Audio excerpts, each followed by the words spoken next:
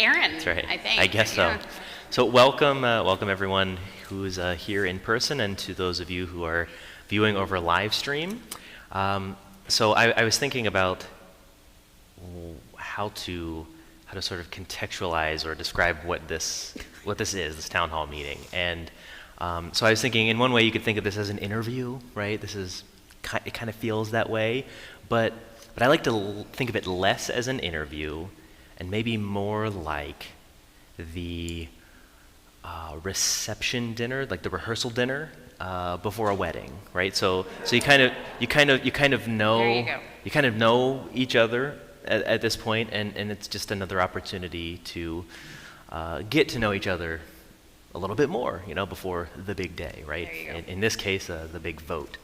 So thank you for those of you who sent in some questions to have Erin answer, and I've included those into the list of questions that I've also prepared here, and I think we're just going to get started. And I think one of the most interesting, fun, probably important questions that I think a pastor ever gets asked is about their call story, their call into ministry. How did you discern that call, and what did that look like? And so, Erin, I'll kind of just pose that question to you. Tell us about your call story. So I think we can thank Dave Ferris for this question, it's true. Actually.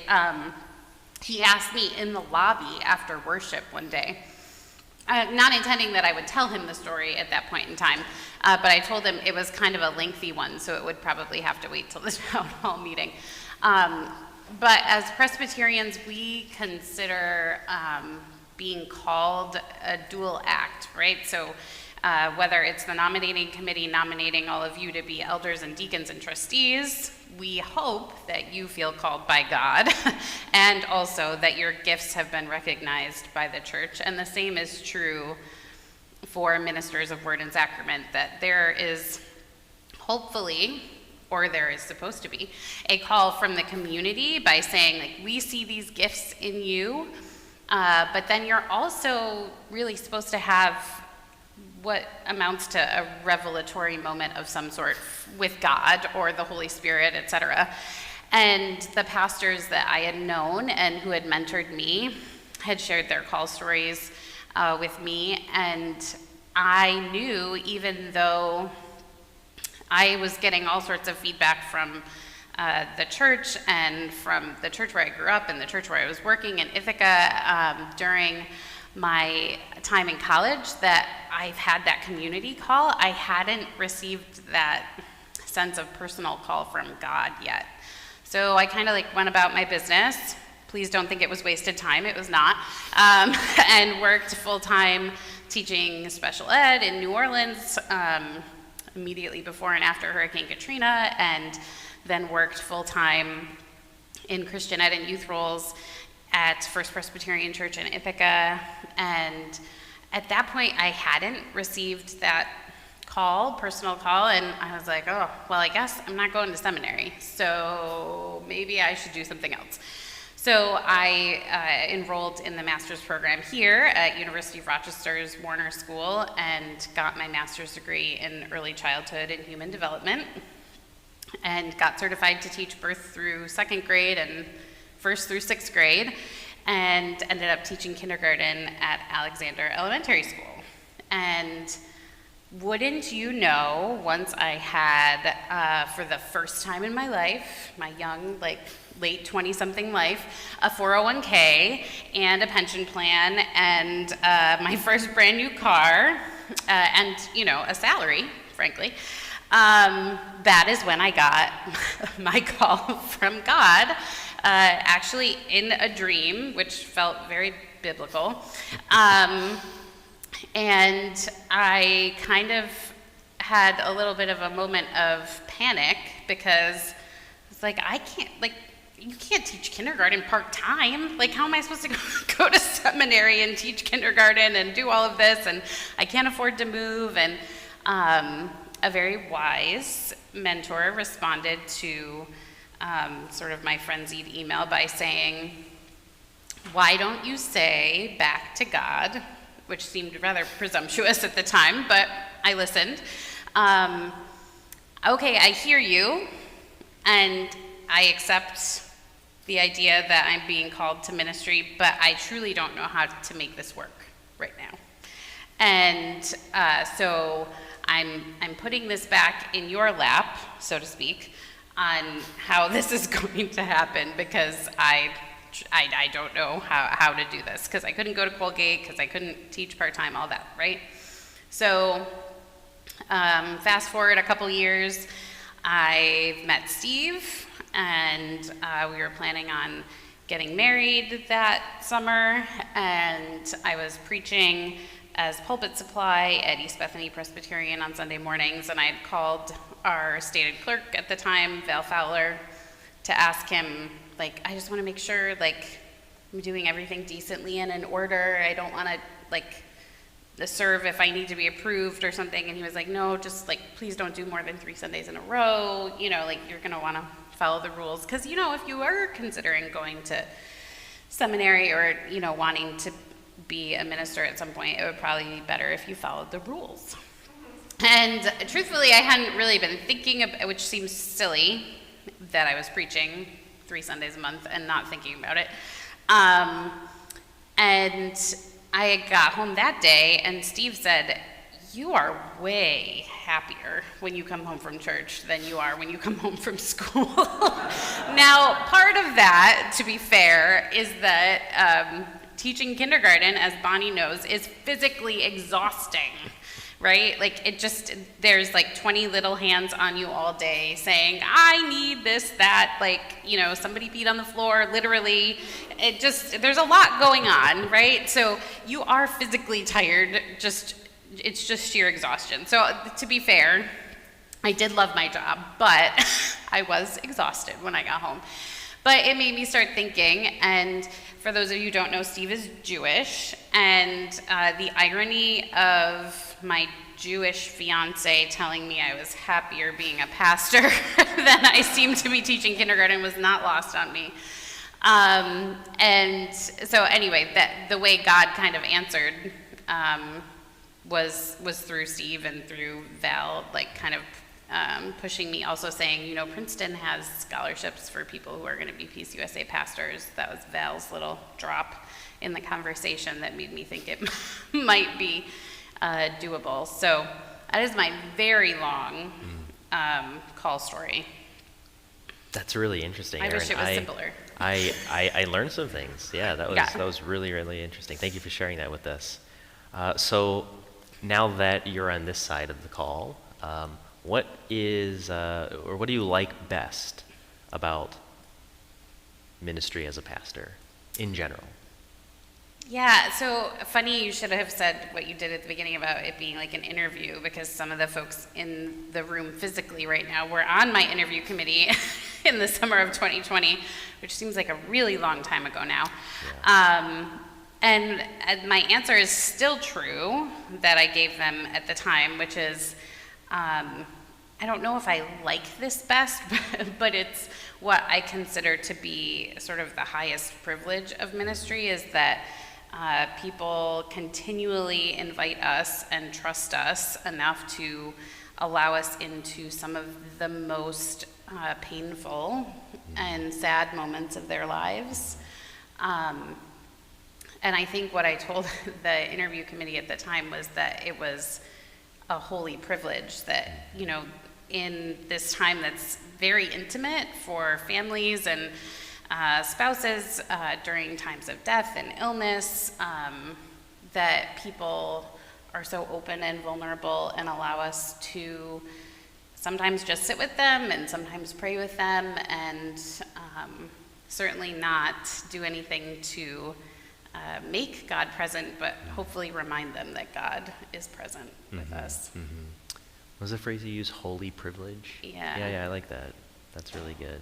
So what about ministry specifically here at First Presbyterian Church? So you've been here with us in a temporary supply role for almost 2 years. Mm-hmm. What do you like best about ministry here? So Erin doesn't get to vote, and neither does Craig, so I'm not like trying to butter them up for tomorrow, but truly having colleagues is so far my favorite part about being in ministry here. All of you are wonderful too, but generally, spoiler alert, people at most churches tend to be like wonderful and supportive, and I've certainly found that in all of you.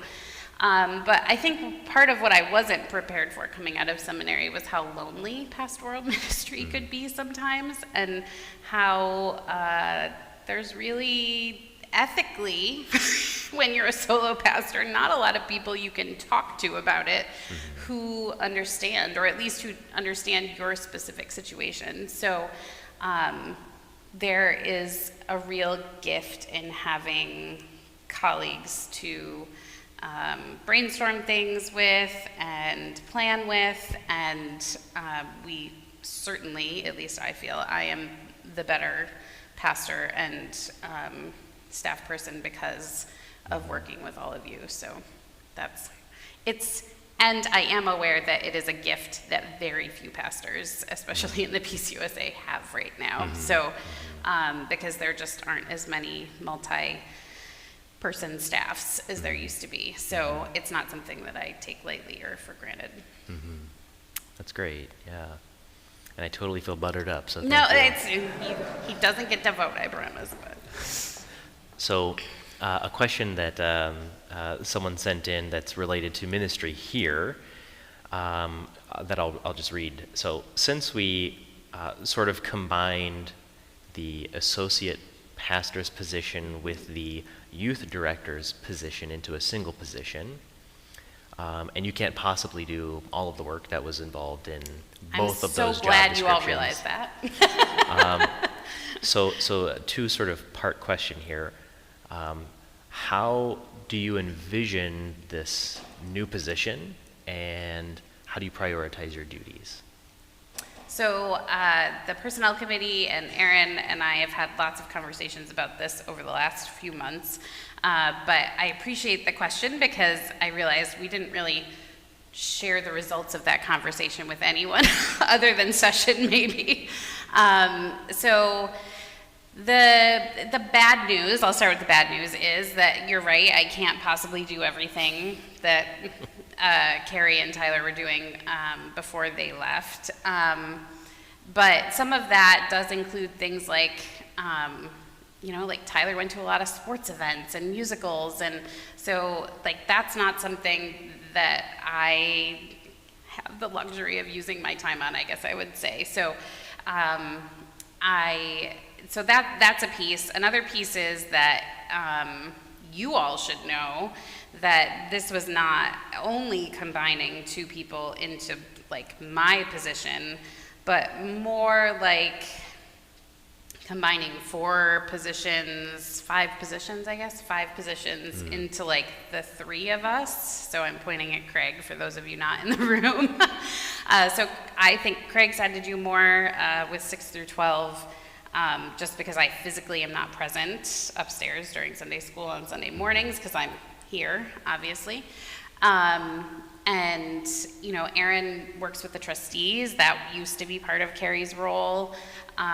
So there's kind of like pieces of it have gone different places. But it still will look and feel different, and I'm sure it does look and feel different. Honestly, the only good thing about the pandemic that I can think of anyway, is that last year was sort of like a year of no expectations in terms of things being normal. I think it would have been a much harder transition if we had gone from like full-time open, having a full-time youth ministry director and a full-time associate pastor, to full-time open, only having me. Because people would have been like, but they used to, but things have been so odd that now as we kind of slowly find out what our new normal is together, that's been part of it. The other piece is that Erin and I have talked about too, is that there gets to a point where in terms of pastoral care, that your congregation just won't grow anymore if the expectation is that the pastors are the only people doing pastoral care. So because obviously we would love there not to be a cap on our growth. Part of what I've been doing with the deacons and the visiting team and even the prayer support group is, hopefully you feel equipped, is equipping you all to do ministry among one another. Not that we still aren't going to visit people when they're dying and very sick, and it's not that I don't still make phone calls to people, but I explained to Erin, and I think to personnel committee too, that sometimes I have to remind myself that as much as I probably would get like more positive feedback initially about doing my job from like calling someone immediately when they have a problem, that actually the amount of time it takes me to sort of curate a list of people and who their deacons are and what's going on with them and including their addresses and sending that to the deacons and the visiting team and the prayer group and equipping all of them to also reach out in times of illness and sickness and when people are grieving, that I need to remind myself that that is sort of taking that hour, 2 hours of my time and expanding it exponentially because all of you are ministering to one another in addition to the pastoral care and ministry that I'm doing. So I guess I see that as the pastoral care model or direction we're heading in. You know, that Erin and I certainly will still be triage, so to speak, but that the only sustainable way to continue to expand our congregation is increasing the care that we offer to one another. So, great answer, Erin. Thank you. So a fun question. And actually, before I just for those of you who are in here, there's going to be an opportunity to ask additional questions at some point. So if you're kind of just thinking like you've got a burning question, I'll ask you if you have any at the when I've finished running through my list. So, what's your favorite book of the Bible and why? It's fun, but it's a very difficult question, Okay. I think. Well, I mean, difficult to choose Oh, sure. one, right? But I would still have to come back to the Psalms, and those of you who were at the survey recap last Sunday know I shared briefly that it's the book of the Bible that I've read the most amount of times, and it's also the one that I feel most comforted by. Some people have called it like our guide to knowing how to pray. I've had people tell me, even in the last week, you all are always telling me you don't know how to pray well. I don't know what that is. That's not a thing, by the way, that you don't know how to pray well. But if you feel like you'd like to be more eloquent in prayer, I would always encourage you to go back and read the Psalms. One of the classes that Erin and I had together in seminary was also on the Psalms in worship with Dr. Martin Tell, who is a favorite human, I think, of both of ours. And I feel very comforted by them and also reassured that, you know, the people of God throughout time have felt the same way that I have and have cried out to God in pain, but also in praise. So that's not that I don't love the Gospels too, but that's just the one I've read the most, let's be honest. So John Calvin was a big fan of the book of Psalms, so I feel like for a Presbyterian pastor to have, I mean, it's just, birds of a feather. Yeah. That's probably the only time someone would call me a bird of the feather with John Calvin, right. But yes. So how does your so you mentioned being a teacher. How does your previous career, as well as your educational background and experience, uniquely equip you to live out your call? I think, as I said, like, as much as I wish that my call story could have been a more direct line, and as much as, honestly, it would have been cheaper if it had been a more direct line, one less master's degree maybe, right? I really am aware that everything that has happened to me, and every job that I have held has prepared me for my role as a pastor, from being an English major at Ithaca College, and doing lots of critical thinking and figuring out how to write well, to working part-time at churches in lots of different roles, whether it was like handbell choir director or later youth ministry and education. And then like a master's in human development, I would say anyone who needs to work with human beings could probably benefit from a master's in human development and understanding how we learn and how people learn differently, and the different stages of development for kids, which include teenagers, which is part of my job now, and understanding which sort of stages of development we are all in continuously. And so I think since we are actually teaching elders, having a first master's degree in teaching helps that immensely. I think even in my role in equipping and training deacons and other folks to be pastoral caregivers, I still have to teach people to do that. So understanding how people best learn, especially during the pandemic and over Zoom, has been really helpful. That's great, thank you. So how about telling us, if you would, about a time in ministry that you found especially meaningful? So maybe you want to build on your response to something you mentioned earlier about the sort of holy privilege of pastoral care. Maybe it's something else. So this will not be a surprise for Margaret. I don't think anybody else was there on Thursday. During Women's Bible Study on Thursday, Margaret and Clara asked me what the deal with ashes was. They're for Ash Wednesday. They were much more eloquent than that. I'm very much paraphrasing, but so I explained some of the background, and then told them the story that I could have taken or left Ash Wednesday until I was serving as a chaplain at Princeton Plainsboro Medical Center, doing my CPE unit when I was in seminary. And because normally CPE students do their internship during the summer. I think you did yours during the summer, right? So I just happened to be doing mine 10 hours a week all year long. So I was at the hospital on Ash Wednesday. Even though it wasn't my regular day, we were required to be there because our supervisor said ahead of time, which puzzled me at first, that Ash Wednesday was the Christmas and Easter put together holiday of the hospital. And I was like, I don't know what he's talking about. And if I had put any critical thought into it ahead of time at all, I would have gotten there myself. But you're busy. There's a lot of things going on in your mind. And so we each were given, these little cups and gloves for isolation rooms. It seems so quaint now before COVID, people had the flu or something. How funny.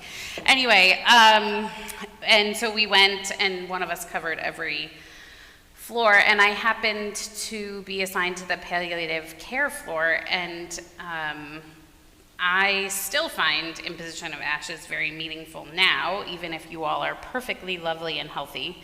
But there is something that is a holy privilege about standing in front of someone who has no hair from chemotherapy and is on palliative care, and crossing their forehead and saying, "From dust we have come, and to dust you shall return." And then watching tears roll down their face, and then tears roll down mine, frankly. So that is still one of the most meaningful moments I've had, but also any time that people share memories of their loved ones with me in preparation for a funeral, or when people are ill and are willing to be vulnerable and say, I'm really scared. Those are always meaningful moments too. I guess the thread through that is shared humanity. I like that. So thinking of Ash Wednesday as Christmas and Easter combined. Yeah, at the hospital. My friend who's a Catholic priest says that for a lot of Catholics, Ash Wednesday and Palm Sunday in particular are days when like tons of people show up, and he says it might have something to do with the fact that those are the 2 days that you get something.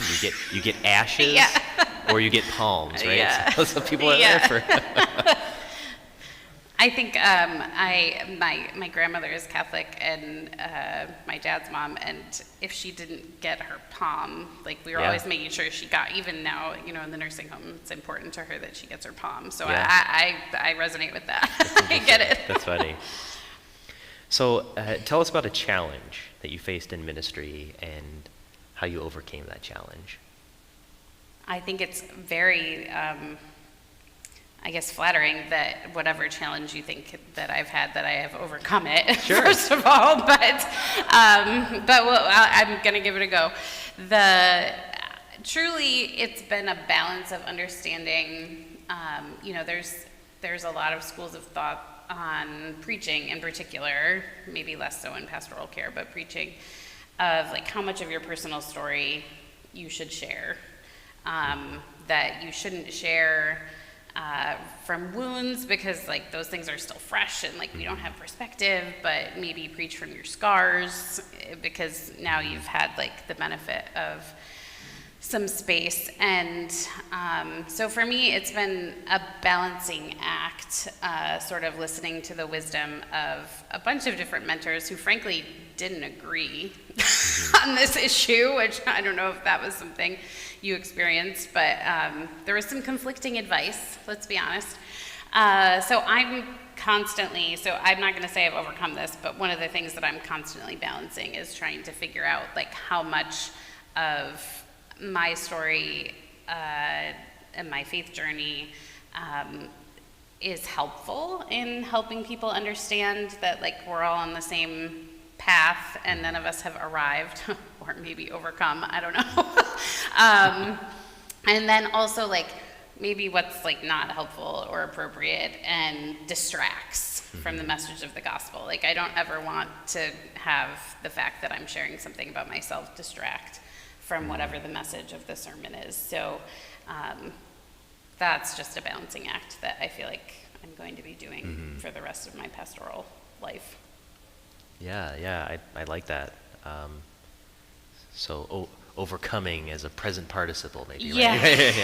Yeah. Good. So tell us about a time in ministry that made you laugh out loud.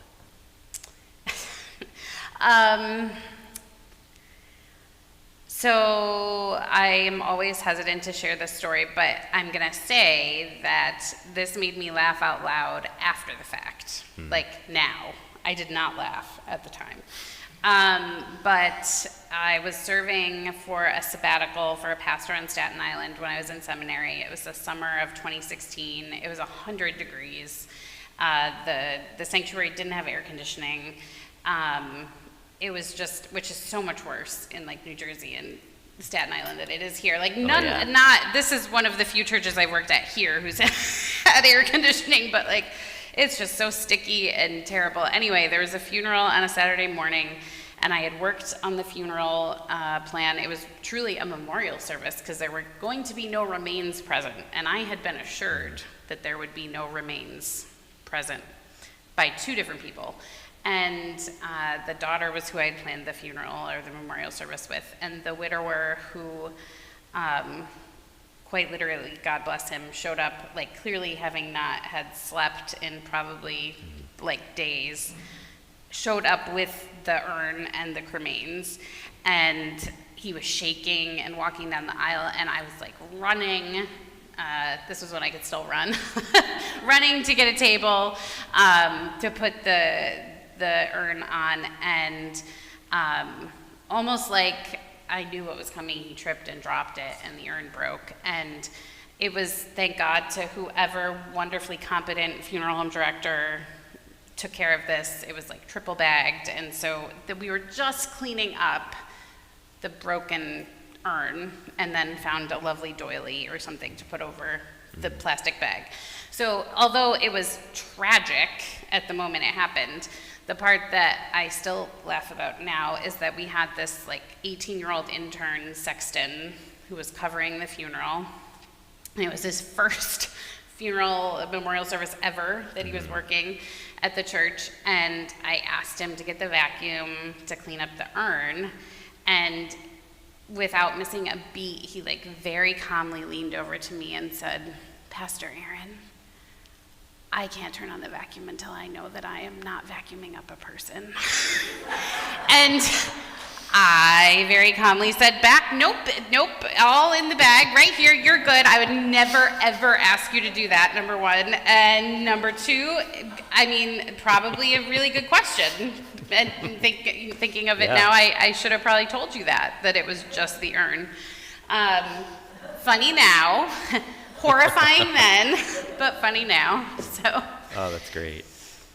He seems like a very emotionally self-aware sexton. That's great. I think he was like, I can't do this if this is a person. I was like, I would never ask you to do that, but thank you for checking. Yeah. I'm gonna put that in your notes for when the other pastor comes back.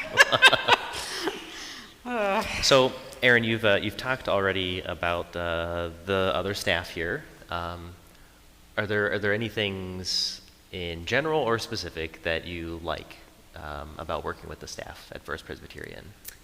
Beyond just having other staff to work with, which I guess I've already covered, even beyond, so the program staff, the music staff, and Dee Dee and Jared and Bruce and Craig and Erin, I guess support staff, I'm not really sure how to turn them. They seem like more important than that, but Maria and Britta and Leslie are all really lovely and wonderful to work with, and just kind, compassionate, intelligent human beings. So I'm very lucky to be able to work with them on a regular basis too. And even though not everyone on staff, I guess, would consider themselves pastors, I do feel that they are all very pastoral in how they do their work. Somehow more often than not, like Maria always seems to get the phone calls when someone has passed away, which is just, and she is the financial secretary, but she's just is so compassionate and kind to people, and then passing them on to us. So that is not something that you find in every communications coordinator or bookkeeper or whatever, just they have skills above and beyond what they're called to be doing. So yeah, deeply understanding the ministry of a church, for sure. Yeah. So where do you hope, a common interview question is, where do you hope to see yourself in 5 years? This is not that question. This is, where do you hope to see this church in 5 years? So I'm going to cheat on this answer and tell you all that if you haven't read the March newsletter yet, that you should read Anne Francis's article in the March newsletter from the Communications Committee about January attendance in 2020 and January attendance in 2022. And spoiler alert, I'll let you read it for yourself, but January attendance in 2022 was higher than it was in 2020.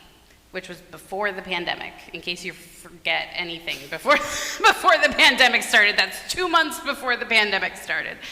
And so with live stream devices and people here in person at 8:30 and 10 o'clock, our January attendance this year was higher than 2020. And I share that as part of my answer to this question because I do feel like it's hard for all of us right now, probably less so Erin and I, because we have no idea what normal looks like. But I realize that when you come to the sanctuary, for those of you who are coming in person, that it probably doesn't look the same as it did before COVID, because people are still assessing risk for themselves and deciding how often they want to see people in person. But we've kind of been like telling you this in, separate committee meetings all along, but it's not like doom and gloom. It's not bad news. 4 families who have joined us in the last 6 months found us online via our live stream during the pandemic before they ever stepped foot in our door. So I have real hopes for the future that aren't based on attendance numbers necessarily, but you all seem to really like attendance numbers, so that's why I'm sharing them with you right now. They're more important to all of you, I think, in some ways than they are a measurement for us seeing good work being done in the community in the name of Christ. But I do think that it is a metric that should be taken into account, and I just want all of you to know that we're doing really well. We said this on Sunday, I don't know what day that was, Sunday last week during the survey discussion. We are doing really well. And I don't want to have you feel like, I don't know, it seems like you all are beating yourself up a lot lately. Oh, it's like not back to normal, and like, normal is not a thing that probably ever existed, but I don't think that post-pandemic anything is going to look like pre-pandemic anything did, not just here, but anywhere. And that's not saying that it won't be better, it's just saying it's not going to be the same. So it's my long way of saying that I'm very hopeful about what things are going to look like here in 5 years. I mean, if you need further proof of that, like, did you see like all the kids that Craig gave 4-year-old Bibles to during the Mouse Report 3 weeks ago? I mean, there's like a stair full of 4-year-olds, right? So there's signs of life, I think, everywhere, and not just in kids and youth and young families, but I mean, we have like an amazing group of widows in our congregation who care for one another so well, and we have an amazing group of seniors who check in on one another and are cared for by all of us. So all of those things matter too. So just a reminder for when folks are like, we need more young families, like, you all matter too, just in case you were wondering, and you can do the ministry of Christ, and we're so glad you're here. So I guess I just see more of that. It's a great answer, Erin. Thank you. So I've got 2 more questions on my list. I'm going to save the last one for last. So what I mean by that is I'll ask one more, and then I'll give some opportunities for anyone here in person to ask some questions, and then I've just got a fun one to end our time on. So second to last question. Yeah. What did you value most about the church, big C, before you were a minister? So two-part answer. This is maybe more fun facts. For those of you who don't know, our paths did not cross, but I grew up at Corfview United Presbyterian Church, which is where Erin came from most immediately. And we lived just like 7 houses maybe down the road from the church, so we could walk to church in the summer.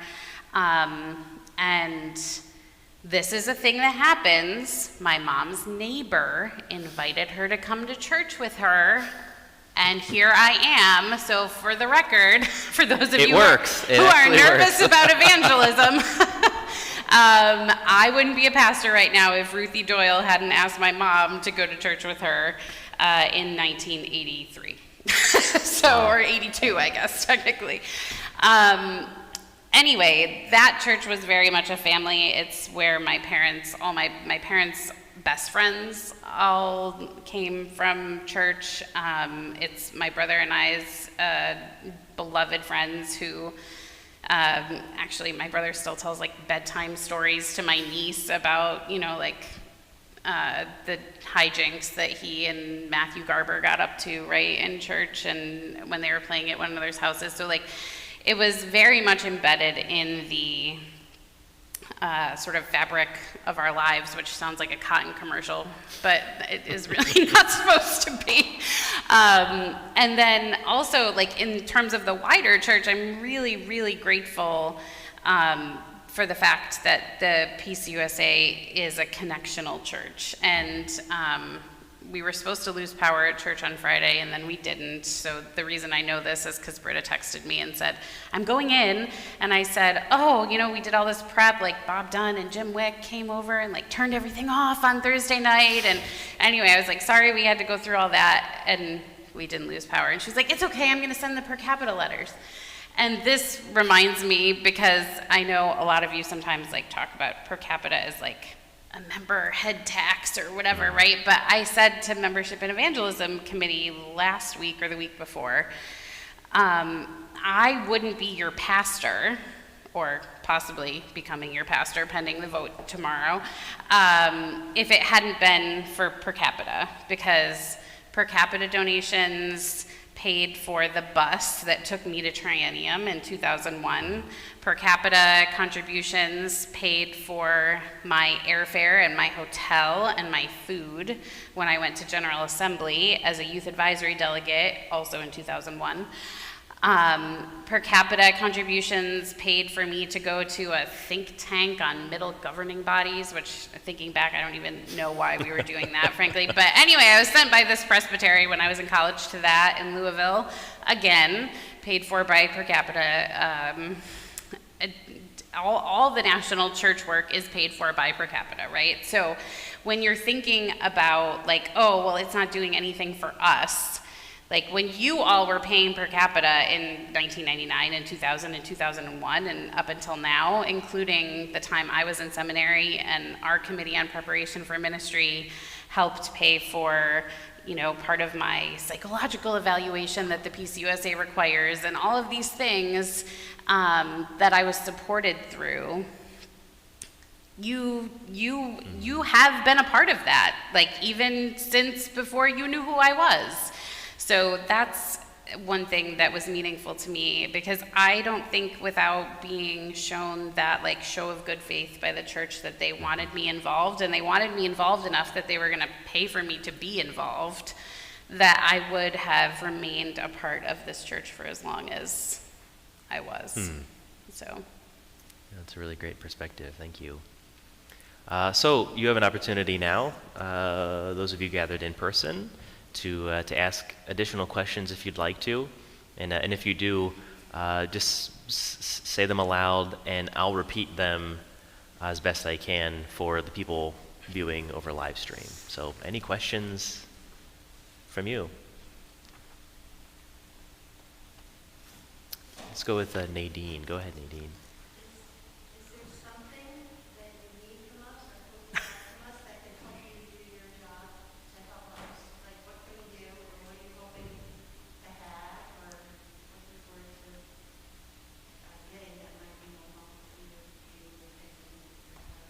So just to repeat the question, is there anything that you, the congregation, can be doing for Erin in order to help her do her job as best as possible?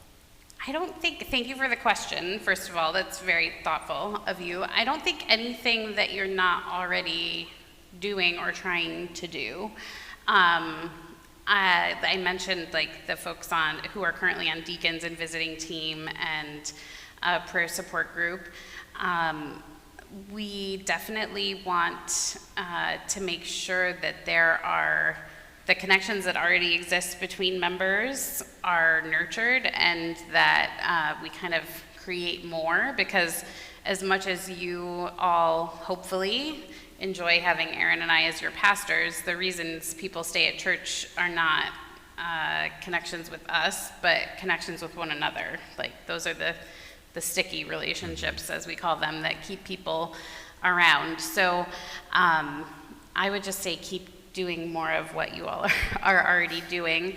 And one thing I didn't include in the answer about the job descriptions being combined is that the way that folks volunteered to help with youth ministry when I had surgery last spring, Dan Trina and Dan Harrison took the kids on a bike ride, and Maria Smith and Claudia Williams hosted a picnic, and the Walls hosted a pool party at their house, and Janice Krupp and my husband went with me to the zoo when I was still using crutches, and Steve pushed me around. But it's more that what I'm doing in youth ministry in particular can't really be like a one-woman show anymore, as much as sometimes it's easier for it to be that, because truly it requires less planning if I'm not knowing I'm doing everything. But so maybe if I call you in desperation and say, could you please help me with whatever, with teenagers, frankly, that you don't say no. That might be, and maybe not you in particular, Nadine, but anyone that could apply to understanding, schedules and all of that stuff. But that's a good answer. Good question, Nadine. Thank you. And I think I saw Bob. He's watching on live stream while he's preparing taxes.